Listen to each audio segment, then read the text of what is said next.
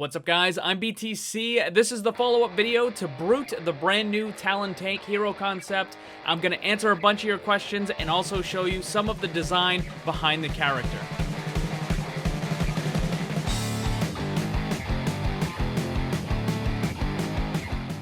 If you haven't seen the full concept video for Brute the Talon Tank, I'll put a link to that on screen and down below. Go and watch that video and then come back here and you can watch all the follow-up questions and all the behind-the-scenes artwork.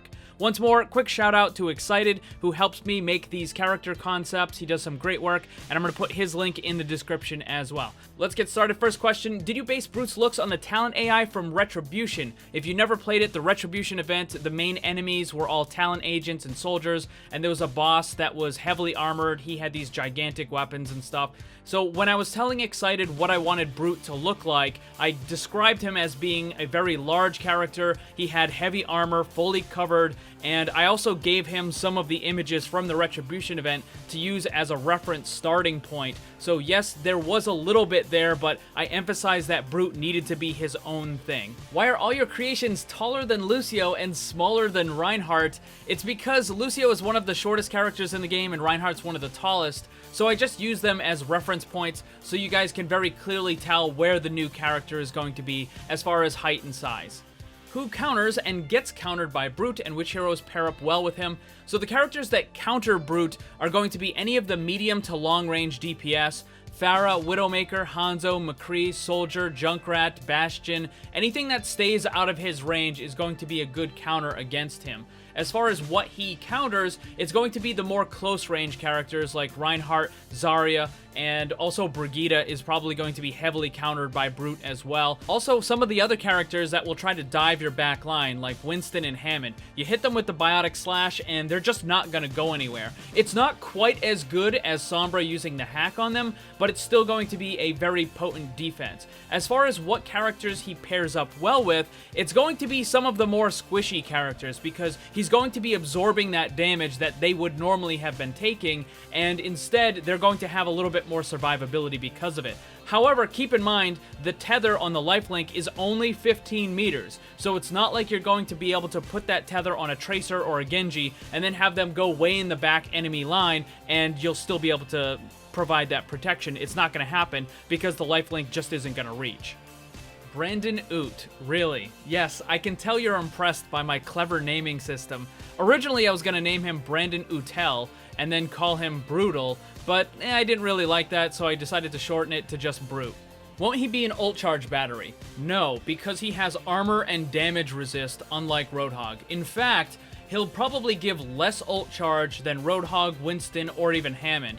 And the reason for all this is because he's taking his own damage, but he has that damage resist. But even the other damage that he's taking from, let's say, absorbing it off of a Mercy, if that Mercy gets hit for 100 damage, she takes 70, and then 30 of it gets sent to Brute, but it gets further reduced by the damage resist, so ultimately the enemy actually gains less of an ult charge for hitting something that is tethered with Lifelink than if they just tried to hit something that wasn't tethered. So overall, the ult charge is actually going to be lower, so he's definitely not an ult battery in any way. And also, will his corpse be highlighted somehow for the enemies? Maybe, maybe not. I kind of don't want it to be because I want people to actually pay attention and to remember where he died and to know to avoid that spot, rather than just having it kind of pointed out for him. Why Biotic Cannon and Biotic Slash? The word Biotic usually suggests healing. Yes, it does, but not always. Ana's attacks have Biotic in it, Biotic Nade, the Biotic Rifle, and also Moira has Biotic Grasp and Biotic Orb. It's more about the type of technology that's being used. And according to the lore, one of the things that Mercy was concerned about was her healing biotics being turned into weapons. And that's kind of what Moira has done with not only her own stuff, but also with what she did to Brute. So she basically took all of the biotic healing stuff that Mercy made and corrupted it to the point where Brute now uses it as a lifesteal and to basically cause damage and all that sort of stuff. So it's the original biotics, but it's been corrupted. So the name is very appropriate. Moving on to Enrage, his passive. Does Sombra's Hat cancel it? Yes, because it's an offensive style passive. It increases your movement and your attack speed. But shutting off your passive isn't actually that big of a deal. The bigger concern is disabling the lifelink, which is kind of the same thing as hacking a Reinhardt and preventing him from using a shield. Does the speed or rate of fire also apply to quick melees? No, it does not. For Biotic Leech, does the leech cable not attract the enemy to you? No, it does not. It's not like a chain hook. It doesn't pull them towards you. And the 1 second, you can still use your primary fire.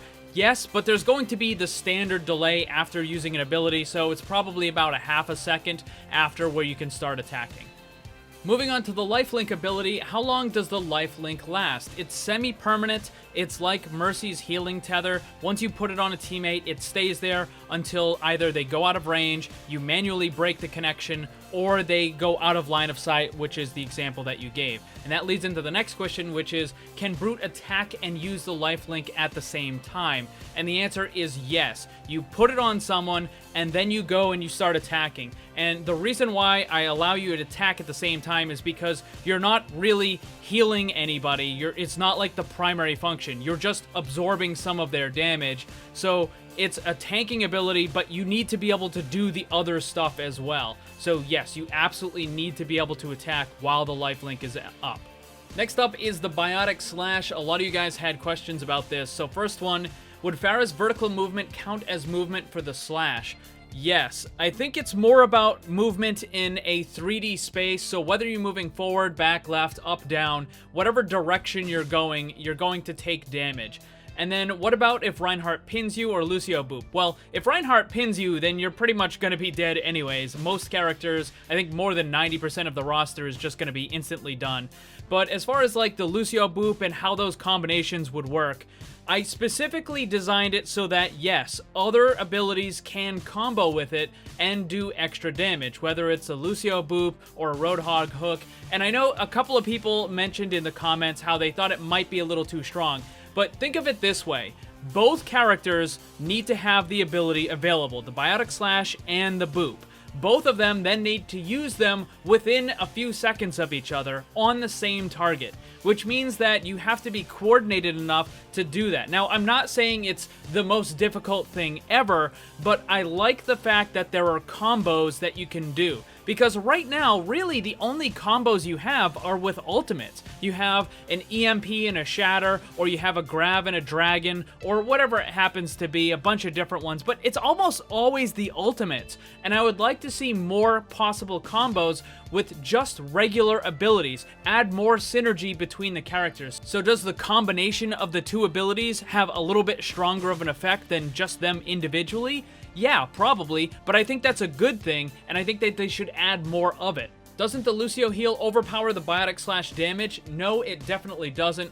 Lucio's heal is about 16 per second, but you can move more than 1 meter per second. So if you were to move a little bit and stop, move a little bit and stop, then yeah, the Lucio heal would kind of catch up with you, but you're not going to be able to just full-on run or use your dash or other movement abilities. You're going to take a lot of damage, so it's not going to completely override the damage from the Biotic Slash. That goes into the next question, which is, don't you think 10 damage per meter is way too powerful?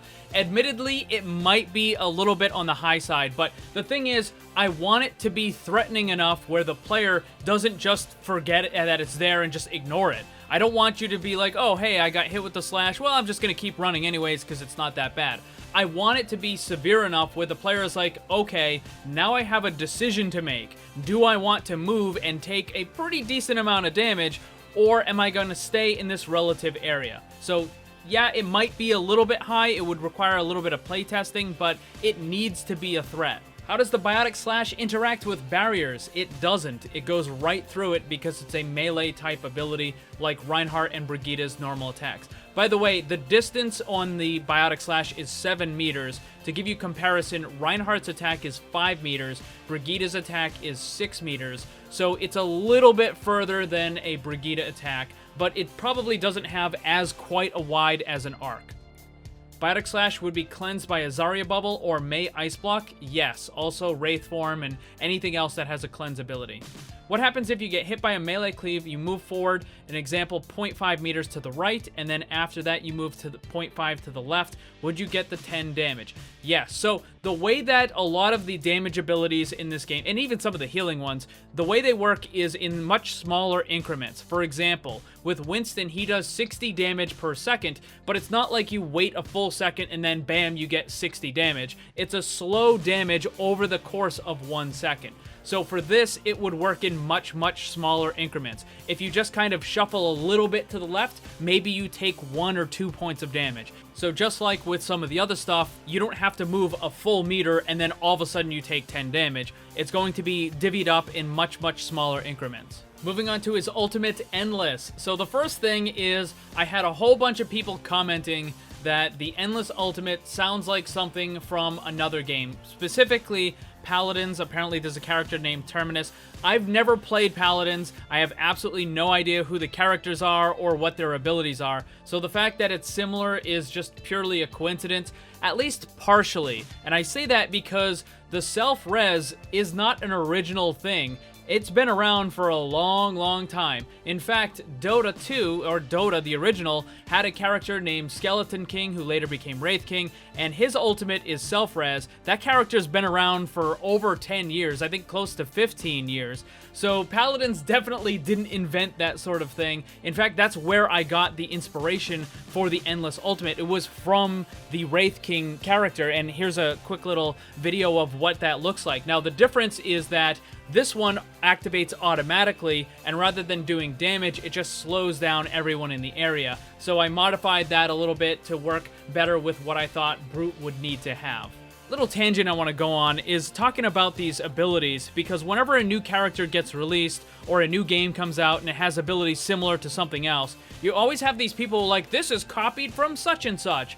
The thing is, there's no ability that you can think of that hasn't already been used. League of Legends, Dota, Paladin, Smite, World of Warcraft, Overwatch, every ability you can think of has already been used in some form or another. There's always going to be overlap, and it's really kind of proven perfectly when I thought of my ability for Brute, which happens to be something very similar to a character in Paladins, and the funny thing is both of our concepts are derived from a character that was made 15 years ago. Next up, is it a choice to use his ultimate or is it automatic? It is a choice. Originally, I was going to have it be automatic like Wraith King from Dota 2, but I decided that what happens if you're the last person on your team and you die, then your ultimate just gets wasted and you have no control over it, and I didn't like that at all. So you definitely get to choose. After you die, a little prompt will appear on the screen that says, do you want to use your ultimate? And you have until you fully respawn to use it. So you can use it right away, or you can wait 4 or 5 seconds and then use it. It's up to you. How would Brute's ultimate be affected if Mercy tried to revive him? It's essentially a priority system. If you try to ult, then Mercy can't res you, and if Mercy is in the process of resing you, then you can't ult. So whichever one gets pressed first, that's what goes through. For the res, would it be the same giant yellow Mercy color has, or would it be unique to him? It would probably be more unique, and also it would be dependent on whether or not it's a friendly or an enemy ult that's getting used. Does the damage knockback of Brute's ultimate activate instantly when you press Q or on a slight delay? I think there would be a very minor delay. We're talking 1 second or less, and the reason for that is because the enemy already knows where Brute died, and they know to avoid that spot. So I don't want to give them too much of a warning, like with Doomfist or a Diva ult or something. They already know the area to avoid, so if they're standing there, it's kind of their own fault if they get hit with it. If Sombra hacks him and he dies, can he use his ultimate? Yes. All buffs and debuffs of any kind go away when you die. So yes, you can use the ultimate. Can Reinhardt Orisa block the Endless? Barriers in general, yes. They can block any of the damage and the knockback effect from his ultimate. When Brute resurrects, the cooldowns reset. No, they don't. It's the same thing with Mercy. When you die, your buffs and debuffs go away, but the cooldowns still keep going. And lastly, can you res with Endless if you fall off the map? No, the option wouldn't even pop up. You would just have to wait out and get respawned like normal. That's going to be all the questions for this one. Thank you to everyone who submitted one. Also, if you haven't checked out the other hero concepts, you really should because they're pretty awesome. Ares, Dergby, Mikhail, and I have like 7 more concepts that are on the way in various stages of development, so stay tuned for that. Thanks for watching, and if you'd like to see more, subscribe and hit that bell so you don't miss anything. Also, come hang out in my Discord server and my Twitch live stream. Special thanks to my Patreon supporters. If you'd like to see what kind of cool VIP rewards you can get, check the links down below. And remember, always blame the controller because it's never your fault.